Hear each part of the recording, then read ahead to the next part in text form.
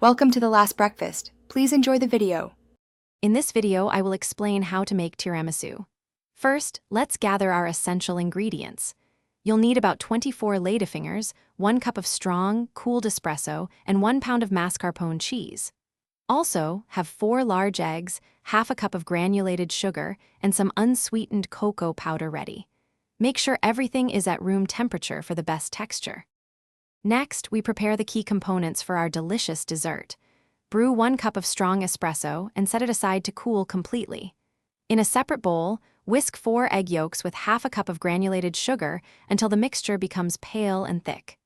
Then, gently fold in 1 pound of mascarpone cheese until it's smooth and well combined. This creates our rich, creamy filling. Now for the assembly. Quickly dip each Ladyfinger into the cooled espresso, ensuring they don't become soggy. Arrange a single layer of these dipped Ladyfingers in your chosen serving dish.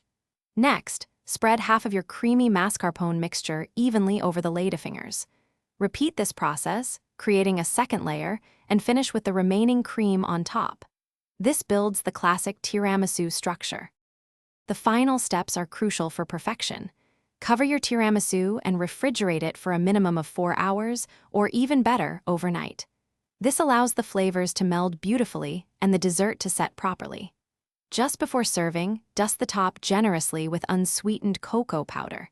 Then, slice and enjoy your homemade, easy tiramisu. It's a delightful treat. Thanks for watching. If this was helpful, leave a like and consider subscribing. See you next time.